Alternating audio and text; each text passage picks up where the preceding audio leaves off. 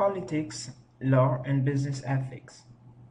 This chapter considers the basic differences between political and legal systems around the world. Disputes grounded in political and legal matters affect business activities, but companies can manage the associated risks. This chapter objectives are to describe each main type of political system, to identify the origins of political risk and how managers can reduce its effects. Describe each main type of legal system and the important global legal issues. Explain ethics and social responsibility and key issues facing international companies. Explain how international relations affect international business activities. Roles of history and culture.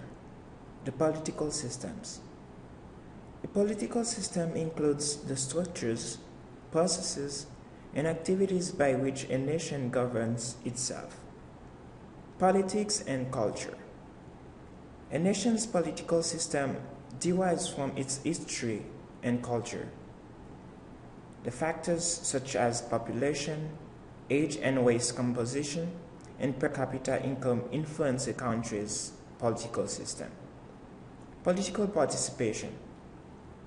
Participation occurs when people voice opinions, vote, and show general approval or disapproval of the system. Wide participation occurs when people who are capable of influencing the political system make an effort to do so. Narrow participation occurs when few people participate. Political ideologies. Totalitarianism is the belief that every aspect of people's lives must be controlled in order for a political system to be effective. Anarchism is the belief that only individuals and private groups should control a nation's political activities. Pluralism is the belief that private and public groups belong in politics. Totalitarianism. In a totalitarian system, individuals govern without the support of the people, tightly control people's lives, and do not tolerate opposing viewpoints. Totalitarian governments share three features: imposed authority, lack of constitutional guarantees, and restricted participation. Let's now take a detailed look at the most common types of totalitarian political system: theocratic and secular. Theocratic totalitarianism. Theocratic totalitarianism is a political system under the control of totalitarian religious leaders. Secular totalitarianism is a political system in which leaders rely on military and bureaucratic powers. It takes three forms: communist, tribal, and right-wing. Communism obtains social and economic equality only by establishing an all-powerful communist party and by granting the government ownership and control over all types of economic activity. Socialism obtains social and economic equality through government ownership and regulation of the means of production.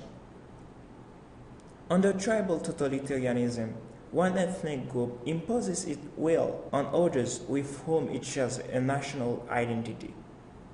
Under right-wing totalitarianism, the government endorses private ownership of property and a market-based economy but grants few, if any, political freedoms. Leaders strive for economic growth but oppose left-wing totalitarianism or communism. Doing business in totalitarian countries. Companies need not be concerned with political opposition outside the government. It can be risky because the law is vague or non-existent, and people in powerful government positions can interpret laws at will. Democracy. Democracy is a political system in which government leaders are elected directly by the wide participation of the people or their representatives. In representative democracies, Citizens elect individuals from their groups to represent their political views. Representative democracies strive to provide freedom of expression, periodic elections, full civil and property rights, minority rights, and non-political bureaucracies. What about doing business in democracies? Democracies tend to maintain stable business environments through laws protecting individual property rights. Participative democracy, property rights, and free market encourage economic growth. Capitalism is the belief that ownership of the means of production belongs in the hands of individuals and private businesses. Political systems in times of change. People around the world are demanding greater participations in politics, and many nations are abandoning totalitarianism. Globalization is playing a role. Before moving further, try to answer this question to check your knowledge.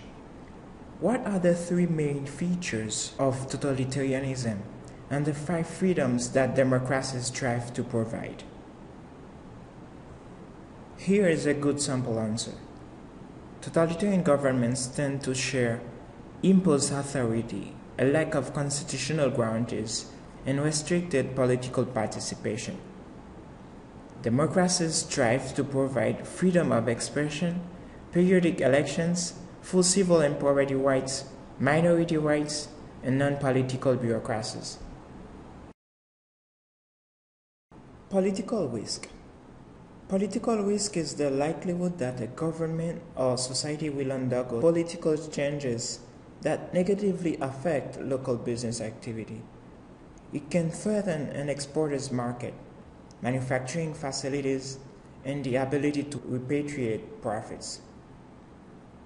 Macro risk threatens all companies, regardless of industry, and affects all companies equally in a country, both domestic and international. Micro risk threatens companies within a particular industry or even smaller group. Fast events can cause political risk: conflict and violence, terrorism and kidnapping, property seizure, policy changes, local content requirements. Conflict and violence. Local conflict discourages investment. Violence hinders manufacturing, obtaining materials and equipment, and recruiting talented personnel. Conflict can arise from the resentment toward the government, territorial disputes, and ethnic, racial, and religious disputes. Terrorism and kidnapping. Terrorism and kidnapping are used to make political statements. Groups dissatisfied with current political or social situations try to force change through fear and destruction. Shown here is a brief checklist for managers to follow while abroad on business. Kidnapping and hostage-taking can fund terrorism. Property seizure. Government seizures of property can take 3 forms: confiscation, expropriation, and nationalization. Confiscation is the forced transfer of assets from a company to the government without compensation.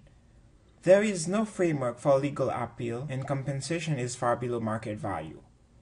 Expropriation is the forced transfer of assets from a company to the government with compensation.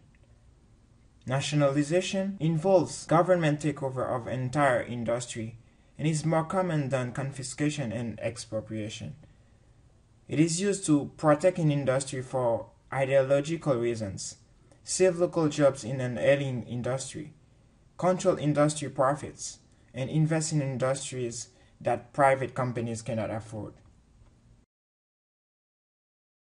Policies and laws. Policy changes.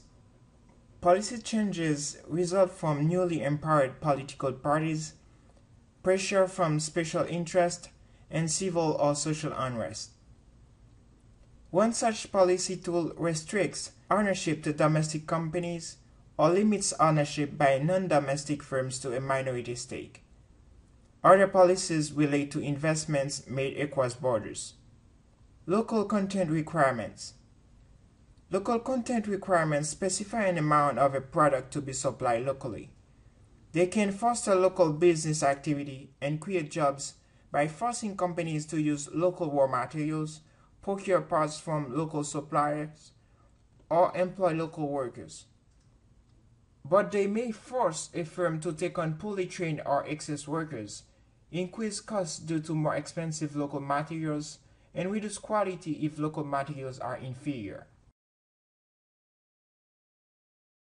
Managing political risk. Companies manage political risk that threaten operations and future earnings.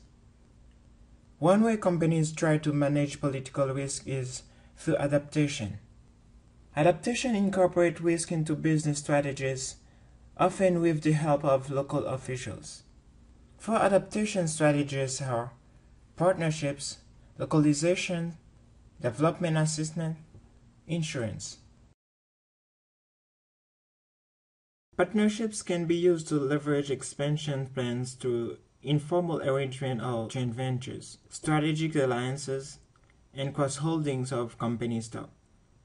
Localization entails modifying operations, the product mix, or other elements to suit local taste and culture. Development assistance allows an international business to assist the host country in developing distribution and communication networks and improving the quality of life for locals. Insurance can be used to protect companies against losses and can provide project financing.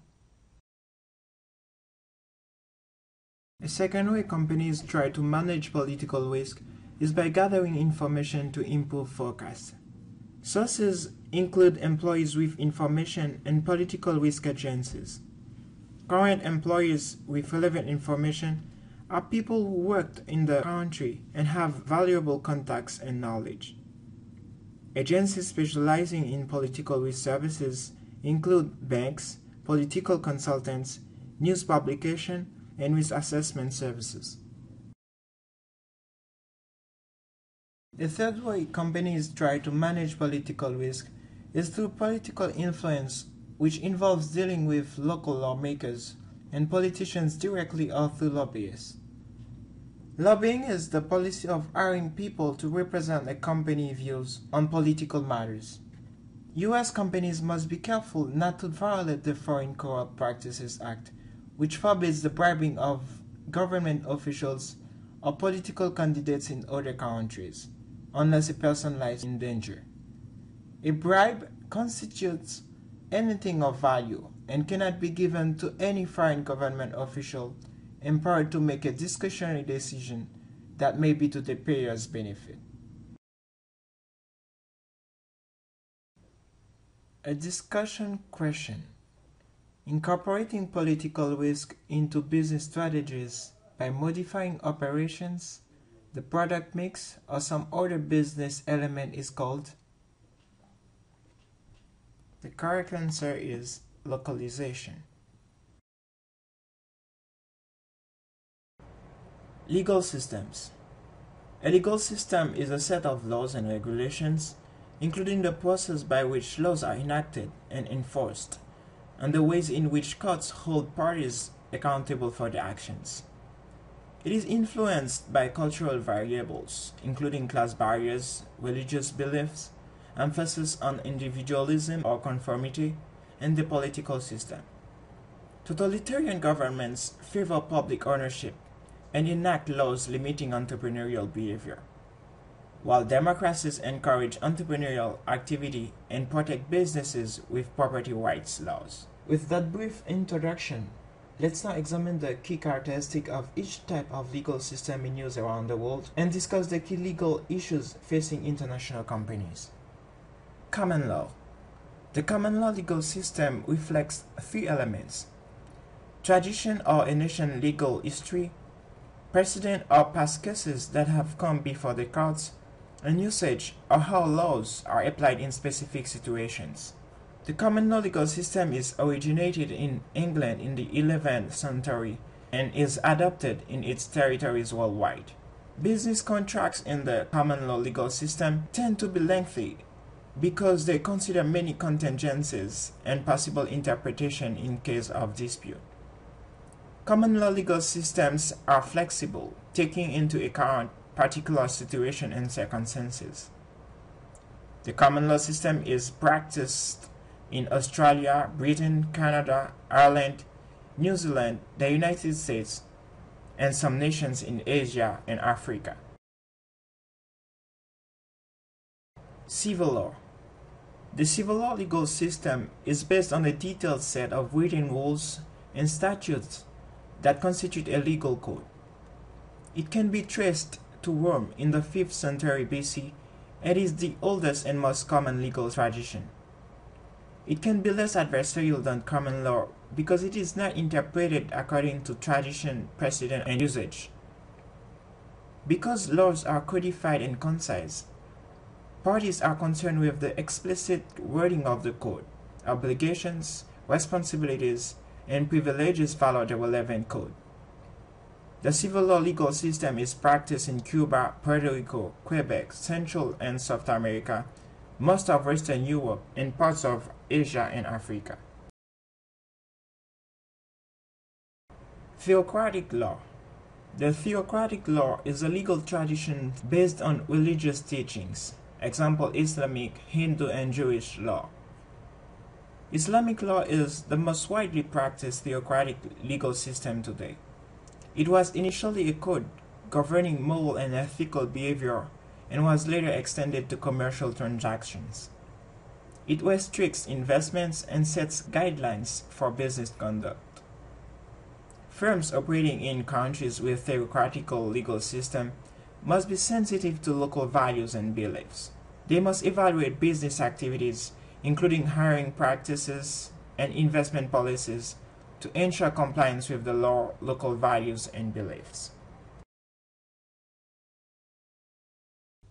Intellectual property. Intellectual property is an enormously important topic for global business today. It results from intellectual talent and abilities such as graphic designs, novels, computer software, machine tool designs, and secret formulas. Property rights are the legal rights to resources and any income they generate. Intellectual property can be traded, sold, and licensed in return for fees or royalties payments. Industrial property is often a firm's most valuable asset. Laws protecting industrial property reward inventive and creative activity. Patent is a right granted to the inventor of a product or process that excludes others from making, using, or selling the invention. The WTO grants patents for 20 years. Trademarks are words or symbols that distinguish a product and its manufacturer. Trademark protection lasts indefinitely, provided the word or symbol continues to be distinctive. Example, Xerox. Copyrights give creators of original works the freedom to publish or dispose of them as they choose. The holder can reproduce the copyrighted work, derive new works from it, sell or distribute it, perform it, and display it publicly. Copyrights are protected under the Berne Convention and the 1954 Universal Copyright Convention. This figure illustrates the lax nature of intellectual property rights laws in certain nations. Each year, business software piracy costs software makers around $51 billion globally. Standardization refers to uniformity in interpreting and applying laws across countries, not to the standardizing of entire legal systems. Treaties and agreements already exist in intellectual property rights, antitrust regulation, taxation, contract arbitration, and general matters of trade. Organizations that promote standardization include the UN, OECD, and International Institute for the Unification of Private Law. Product safety and liability. Product liability holds manufacturers, sellers, and others, including individual companies' officers, responsible for damage, injury, or death caused by defective products. Developed nations have the toughest product liability laws, whereas less developed and emerging countries have weaker laws. Taxation. Tax revenues needed to pay government salaries, build military capacity, and shift earnings from people with high incomes to the poor. Consumption taxes are indirect taxes that help pay for consequences of using a particular product and to make imports more expensive. Value added tax, VAT, is levied on each party that adds value to a product throughout its production and distribution. Antitrust regulations. Antitrust laws are designed to prevent companies from fixing prices, sharing markets, and gaining unfair monopoly advantages. Such laws help ensure a wide variety of products at fair prices. The United States and European Union have strict antitrust regulation and are strict enforcers. In Japan, the Fair Trade Commission enforces antitrust laws, but it is often ineffective. In strict antitrust countries, companies see a disadvantage against competitors whose home countries condone market sharing, whereby competitors agree to serve only designated market segments. Now take a moment and try to answer this question. What are intellectual property rights and what is their significance to business? Here's a good example of answer. Intellectual property rights are legal rights to resources that result from intellectual abilities and any income these resources generate. Like other types of property, intellectual property can be traded, sold, and licensed in return for fees and or royalty payments. Intellectual property laws are designed to compensate people whose property rights are violated.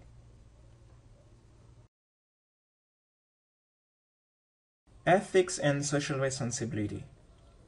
International managers are exposed to different conceptions of ethical behavior and guidelines for socially responsible behavior. Child labor, human rights, the environment, and plant closings are the heart of debates over impact of multinationals. Ethical behavior is personal behavior in accordance with guidelines for good conduct or morality. No right or wrong decisions, but alternatives, each of which may be equally valid depending on one's perspective. Corporate social responsibility is the practice of companies going beyond legal obligations to actively balance commitments to investors, customers, other companies, and communities. We can think of corporate social responsibility as consisting of three layers of activity. First, the company works toward a specific social cause. Second, the company follows a code of conduct and operates with greater transparency. And third, the company builds social responsibility into its core operations to create value and build competitive advantage. Philosophies of ethics and social responsibility. The Friedman view argues that a company's sole responsibility is to maximize profits for its owners or shareholders while operating within the law. Example, managers would applaud a company moving pollution-generating operations from a strict country to a lax country. Many disagree with this argument against socially responsible activities. Today, the discussion is not whether a company has CSR obligations, but how it will fulfill them. Cultural relativism. The cultural relativist view says that a company should adopt local ethics wherever it operates, because all belief systems are determined within a cultural context. Cultural relativism sees truth itself as relative and argues that right and wrong are determined within a specific situation. When in Rome, Do as the Romans do captures the essence of cultural relativism. Righteous moralism. The righteous moralist view says that a company should maintain its home country ethics wherever it operates because their home country's view of ethics and responsibility is superior to others' views. Example, a company headquarters instruct subsidiary managers to refrain from bribing local officials and thereby imposes its righteous moralist view on local managers. Utilitarianism. The utilitarian view says that a company should behave in a way that maximizes good outcomes and minimizes bad outcomes wherever it operates. A utilitarian manager asks the question, what outcome should I aim for? And answers, that which produces the best outcome for all affected parties. As an example, a manager pays a bribe based on calculations that more people will benefit than will be harmed by the outcome. Corporate social responsibility issues. Business leaders realize that their future rests on healthy workforces and environments. Still, international managers face dilemmas on a daily basis. Bribery and corruption. Corruption leads to the misallocation of resources, hurts economic development, distorts public policy, and damages the integrity of the system. And one's failure sent a shockwave around the world. Energy trading markets were in chaos and many lost jobs worldwide. In 2002, Congress passed the Sarbanes-Oxley Act, which set more stringent accounting standards and reporting practices. Labor conditions and human rights. Managers must monitor behavior of themselves, employees, and business partners. Governments, labor unions, consumer groups, and human rights activists force apparel companies to implement codes of conduct and monitoring principles in international production. Fair trade practices.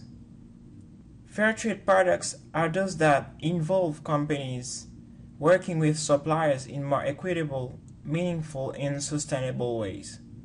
Transfer USA certifies that a product embodies fair prices, fair labor conditions, direct trade, democratic community development, and environmental sustainability. Environment. Companies pursue green initiatives to reduce their toll on the environment and to reduce operating costs and boost profit margins. Carbon footprint is the environmental impact of greenhouse gases measured in units of carbon dioxide that result from human activity. Business and international relations. Favorable political relationships foster stable business environments and increase international cooperation. Stable environments require a strong legal system to resolve disputes quickly and fairly. Multilateral agreements are treaties concluded among several nations, each of which agrees to abide by treaty terms even if tensions develop. The United Nations. The United Nations was formed after the Second World War to provide leadership in fostering peace and stability around the world. The UN and its many agencies provide food and medical supplies, educational supplies and training, and financial resources to poor member nations. It receives funding from member contributions based on gross domestic product. The entire world is involved with the UN in some manner. UN system consists of 6 main organs: General Assembly, Security Council, Economic and Social Council, Trusteeship Council, International Court of Justice, and the Secretariat.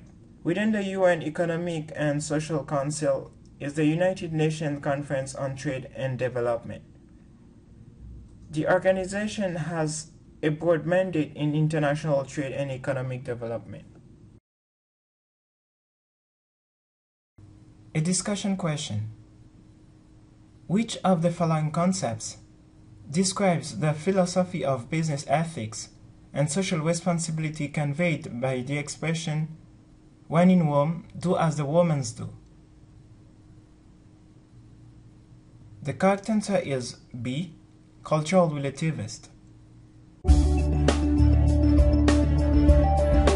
Differences in political and legal systems present both opportunities and risks for international companies. Understanding differences in culture, politics, and law is the first step for any company that hopes to manage the risks of doing business in unfamiliar environments. Managers of international companies also need to understand how global legal issues, including intellectual property, product safety, and antitrust laws affect operations and strategy.